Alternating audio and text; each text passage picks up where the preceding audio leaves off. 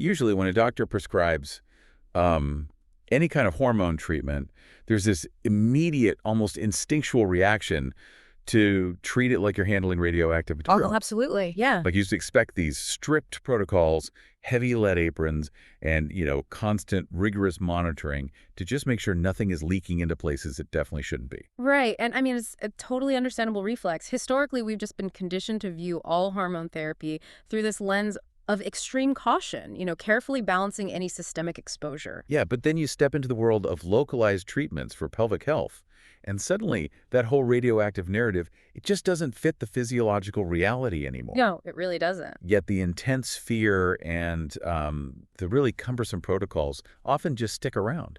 So today, we have a very clear mission for you.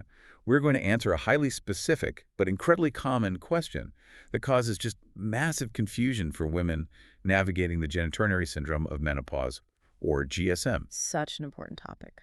Right.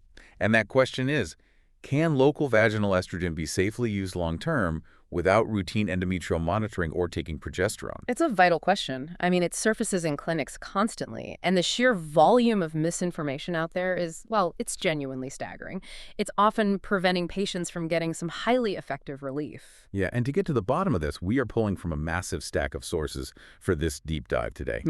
We're looking at the major medical guidelines. So that includes the North American Menopause Society, the American College of Obstetricians and Gynecologists, the Endocrine Society, and the British Menopause Society. All the heavy hitters, basically. Exactly. And we're also diving into these huge observational data sets, like the Women's Health Initiative and the Nurses' Health Study, plus some really fascinating specific clinical research comparing surgical versus natural menopause. So, okay, Let's unpack this. let's do it. Because if you or, somebody you love is dealing with GSM, clearing up this confusion could legitimately be life-changing. It absolutely comes down to quality of life.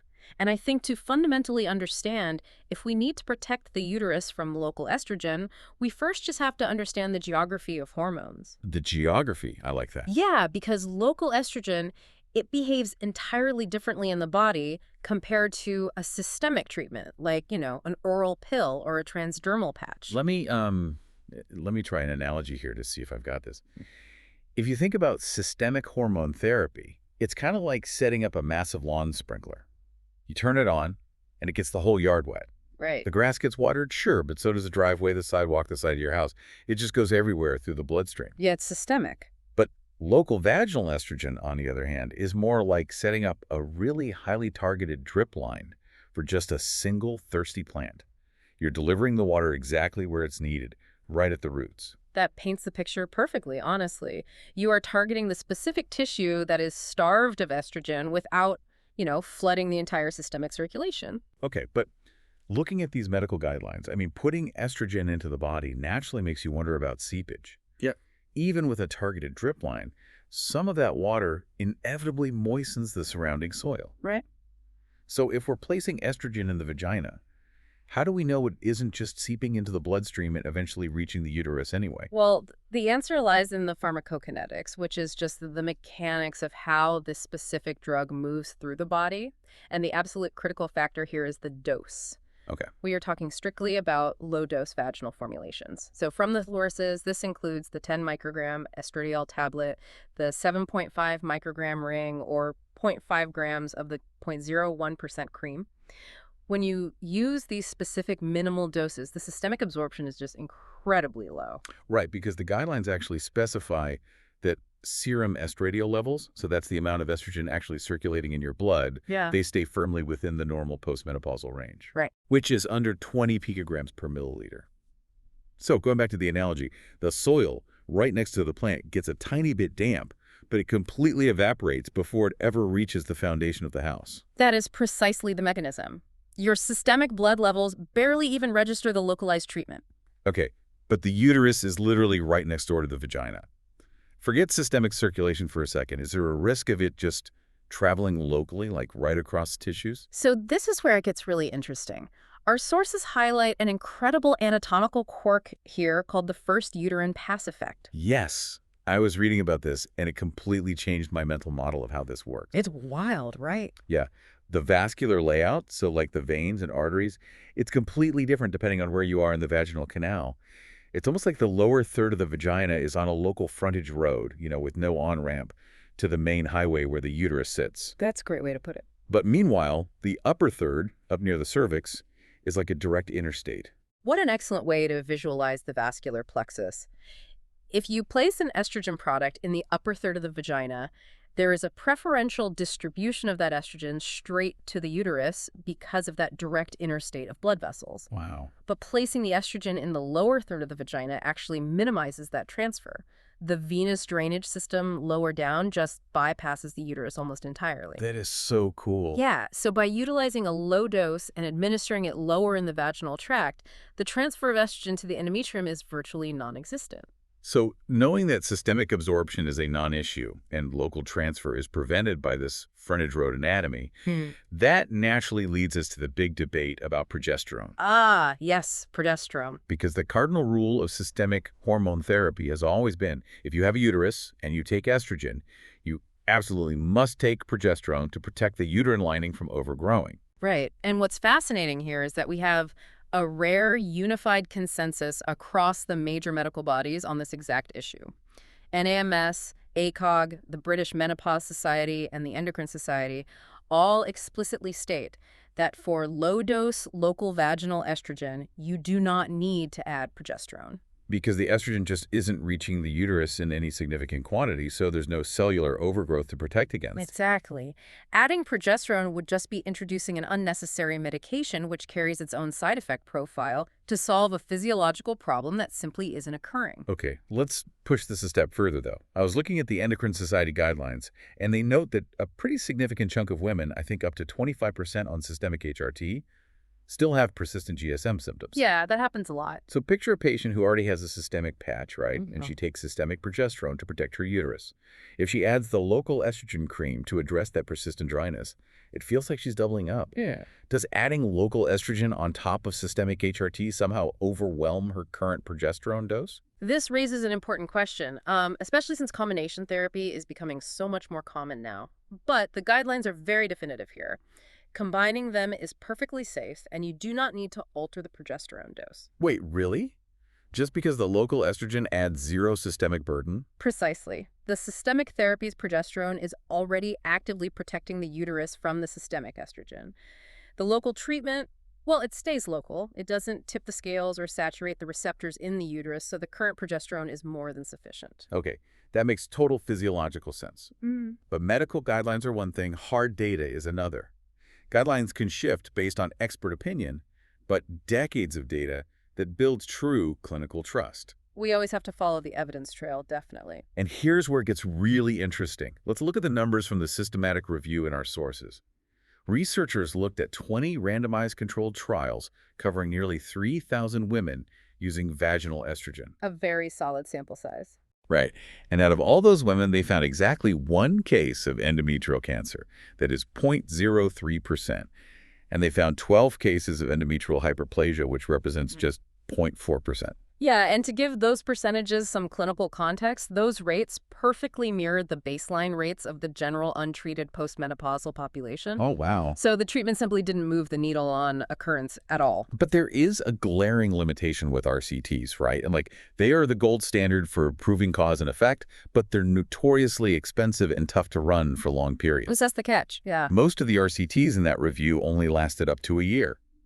But GSM is a chronic progressive condition. If you stop the local estrogen, the cellular atrophy just returns. Women need to use this for decades, not months.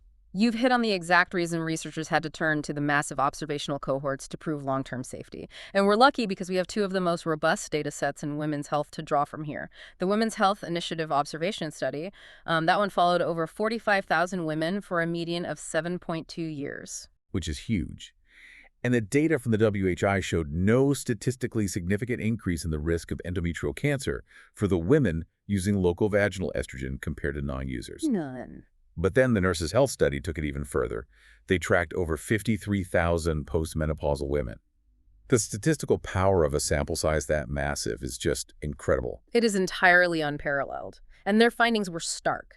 The relative risk of endometrial cancer for women using vaginal estrogen in that cohort was exactly 1.0. Meaning mathematically zero added risk compared to the control group. Exactly. A relative risk of 1.0 means the risk is identical whether you use the treatment or not. So, between the RCTs confirming short-term safety and these massive multi-decade data sets confirming long-term safety, the medical societies have an incredibly solid foundation for their rules. So with the long-term data heavily supporting its safety, the next logical question is about monitoring. Should doctors and patients just kind of set it and forget it? Let's go back to an analogy. I love these. Endometrial monitoring, so like getting a transvaginal ultrasound or a biopsy, is essentially a smoke detector in your house. You want it installed, you want it functioning, Right. but you do not call the fire department to come do a daily invasive inspection of your kitchen if there's no smoke. That would be a massive drain on resources Wow. and just highly stressful. Yeah, completely impractical. However, if the alarm actually beeps, you absolutely have to investigate immediately. That perfectly mirrors the clinical approach the guidelines recommend. Routine endometrial surveillance for asymptomatic women on low-dose vaginal estrogen is actively discouraged. Because routine biopsies and ultrasounds cause unnecessary anxiety. Yeah. I mean, they're invasive, often painful, and they frequently lead to false positives that trigger even more invasive, unnecessary procedures. Exactly. If the patient is at low risk and has no symptoms, the data just proves that routine monitoring does way more harm than good. But we absolutely must define what constitutes the smoke in this scenario. Right, the alarm beep. The alarm beep is unexpected vaginal bleeding. If a postmenopausal woman experiences spotting or bleeding that persists beyond the first 4 to 6 weeks of starting the treatment, that requires immediate clinical evaluation. I want to dig into that 4 to 6 week grace period, though, because when you first start treating severely atrophic, fragile tissue with estrogen, you are essentially waking up dormant cells, right? Yes, that's exactly what's happening. As the capillary beds revive and kind of increase the local blood supply to the vaginal wall, that physiological transition can occasionally cause a little bit of spotting. Right, that is a completely normal tissue response during the initial healing phase. But if the bleeding persists beyond that window, or if it suddenly starts up months or years later, it mandates an evaluation, regardless of whether the patient is using local estrogen or not. And typically that starts with a transvaginal ultrasound to measure the endometrial stripe, right?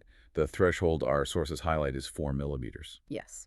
If the stripe is 4 millimeters or less in thickness, the negative predictive value for endometrial cancer is 99%. That's amazing. It provides immense reassurance. But if it is thicker than 4 millimeters, then a biopsy is required to examine the cellular activity.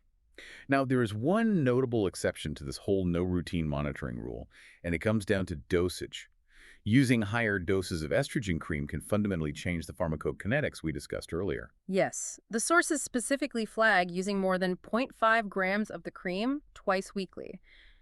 Creams can be tricky, honestly, because they're measured by an applicator. Right. So if a patient is consistently using a full gram or applying it every single night for a prolonged period, that volume can cross the threshold and cause enough systemic absorption to stimulate the endometrium. So the sprinkler basically gets turned up way too high and the water starts hitting the foundation of the house. Exactly. If a patient genuinely requires those higher doses to manage severe symptoms, the physician has to pivot. They might consider periodic monitoring or adding a progestogen because we have left that safe, non-systemic window. Got it. Okay, so we've established that for the vast majority using standard low doses, the treatment is incredibly safe. And this brings us to a specific group of women who desperately need this safety reassurance because their symptoms can be exceptionally severe. Yes. I'm talking about surgical menopause. The Osmond study in our stack is critical here. Yeah, they looked at 422 postmenopausal women, comparing those who went through natural menopause with women who experienced surgical menopause, meaning they had their ovaries surgically removed. And when you look at the cellular mechanisms, the way you enter menopause drastically changes the severity of the tissue damage years later. It does. In natural menopause, the ovaries slowly sputter out so the body has time to adjust to the declining estrogen levels. Yeah, and if we connect this to the bigger picture, it is entirely about the speed of hormone withdrawal. In surgical menopause, the primary estrogen source is removed in a single day.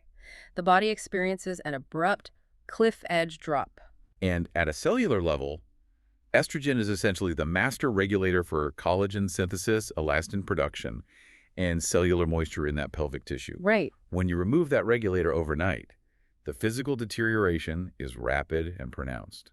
The Osmond study actually utilized a standardized clinical scoring system for GSM, and the women with surgical menopause scored significantly higher across the board. Wow. They suffered significantly higher rates of severe genital dryness, dyspareunia, and an increased frequency of lower urinary tract symptoms, like dysuria. The statistic that really underscores the severity of this tissue breakdown is the postcoital bleeding.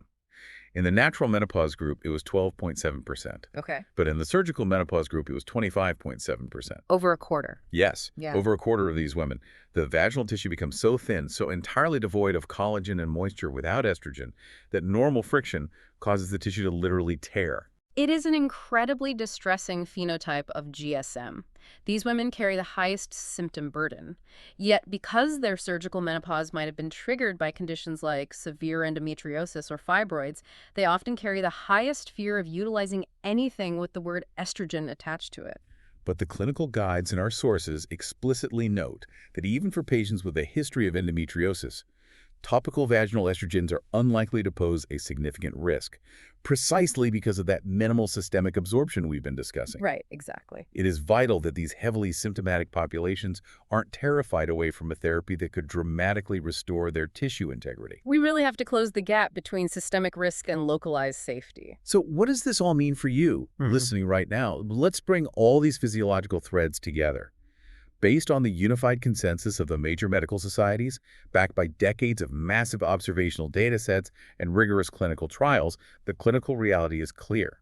Low-dose vaginal estrogen is highly effective for treating GSM. And because of the low dose and the anatomical reality of the first uterine pass effect, it keeps your systemic estrogen levels safely within the normal post-menopausal range. Right. It does not require you to take progesterone to protect your uterus, even if you are already on a systemic HRT regimen. And it does not require routine invasive uterine monitoring, like annual biopsies or ultrasounds, unless you experience the biological smoke alarm of unexplained, persistent vaginal bleeding. The science is telling us we can put away the heavy lead aprons.